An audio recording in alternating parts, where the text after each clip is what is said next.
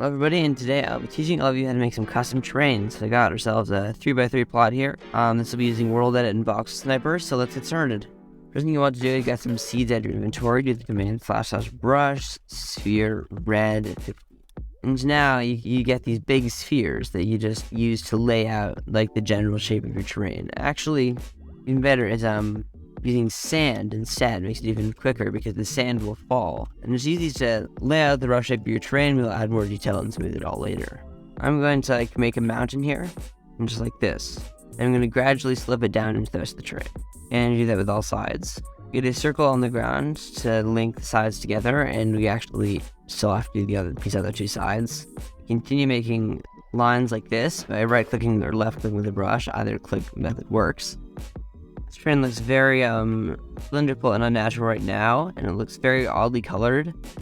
But trust me in that this will all be fixed later. So you just have to trust the process. And now that we're done shaping out the mountain itself, we can add in some other terrain. Just fill in the grassy plains with the sand.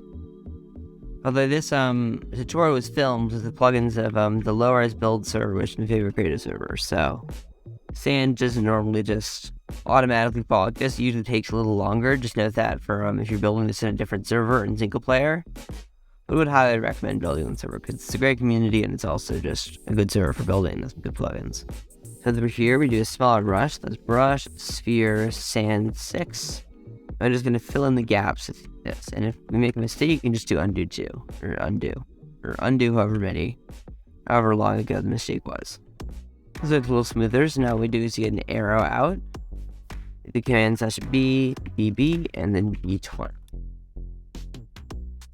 We just continually right-click the mountain, and this will be a little laggy for those who aren't on a server, and we'll just smooth out the terrain a little bit. Do it all over the mountain, and it'll just make the terrain really smooth. You can also do the WorldEdit /smooth command, which I'll demonstrate in a minute. And either of these will just make your terrain a lot smoother, a lot more natural looking, and it'll even make some slopes there, some plateaus. And I do /wand, and you should get a wooden axe. It doesn't look like a magic wand, but trust me that it is, because this is WorldEdit, and everything can be a magic wand. Well, actually, a wooden axe again, but ignore that. We set our second position here, fly all the way over to the other corner of the thing, and go over a little, and go up a little higher than terrain goes up. So I'm going to go up to Y185, sure. That's just pause 1.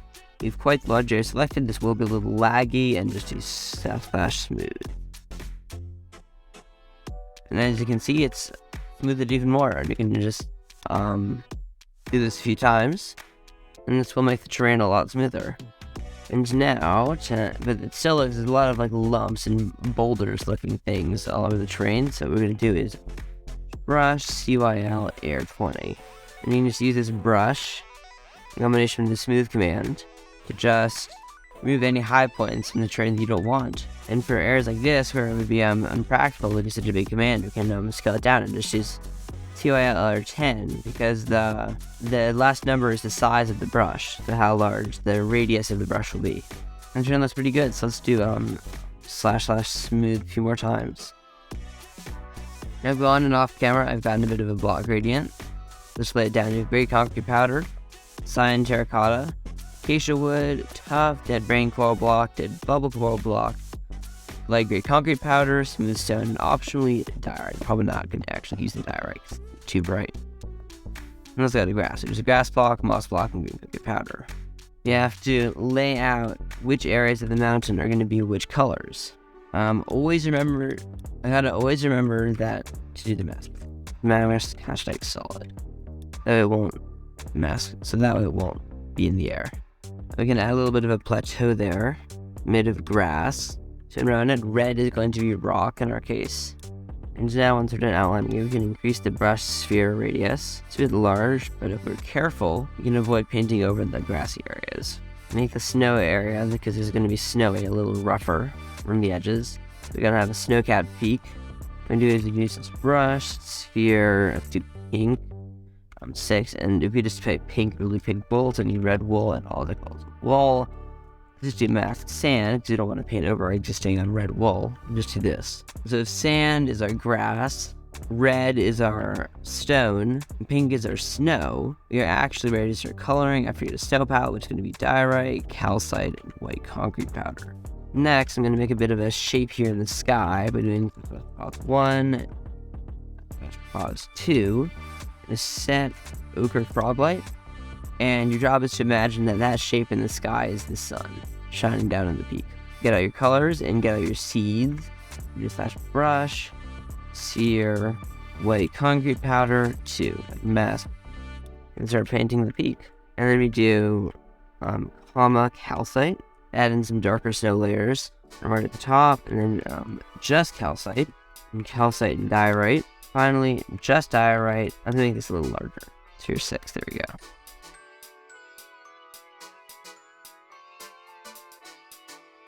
Light, it's lighter.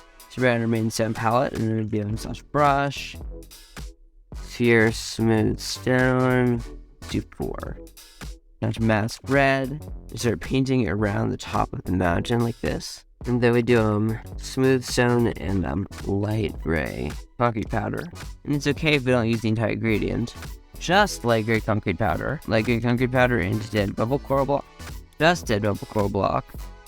Make sure that the lighter goes down further on the side that the sun is shining on. And the darker side, it's not going down as far. Next to dead bubble coral block and dead brain coral block. Just dead brain coral block. And see we're gradually getting a little darker. The next is dead brain coral block and like this. Perfect. And then we do just tough. And acacia wood. Not acacia log, not acacia planks, acacia wood.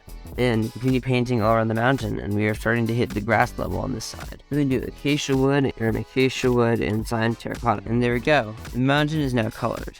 And for now, we can get our wand, but that's just wand. And we can proceed to remove our sun. And this is our mountain. So now, what we do is slash place near 50 sand, moss block, 50 sand, hashtag Perlin 4. This only works with fast action world or fast anything world edit, not normal world edit. A grass block and green concrete powder, and press enter, and you have a nice Perlin noise pattern. We just spam this all around. We can increase our range to 100. We little lag here, but it'll cover a much larger area. We just put this every now and then. We'll eventually get this, a nice into lush area. Look, there's still a little bit that we need that we missed. Not too much though, as now, looks like we're just about done. So we can now move on to the next step, which is adding some more texture to the mountain. So we got our seeds out, and then we do slap brush, sphere, raw iron, not raw iron, deep slate, iron ore, and cobbled deep slate. If we just leave the number out, it'll just default to 2.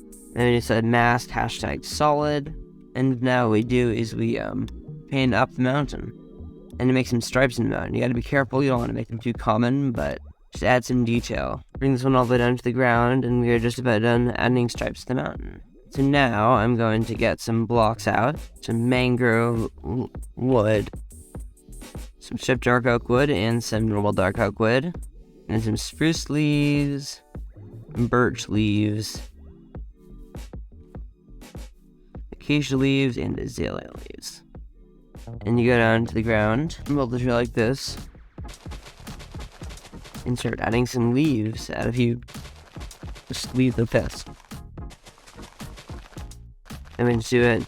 Each layer will have a different leaf color, so we do a bit of a gradient, and we do spruce, birch, acacia, azalea. There are leaf options, so you can't do a true transition between birch and azalea. That'd be very nice though.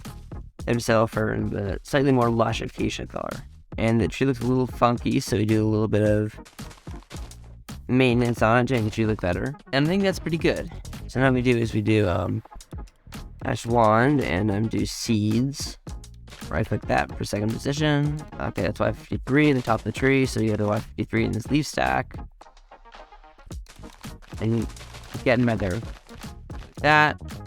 At the bottom, and do slash copy, use that brush copy paste.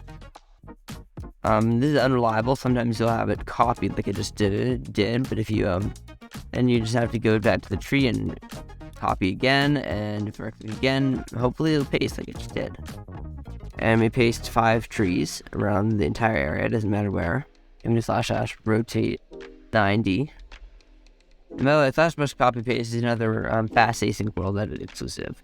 Fast async WorldEdit is just a certain end of WorldEdit that is used in most servers. And like WorldEdit, it's just faster and has some more features. And we now have a bit of a plains forest. It's hilly and a mountain in the middle. And this is the terraforming that I've been doing. And so don't forget to subscribe. I will see you later. Ignore the Among Us banner in my head, and goodbye.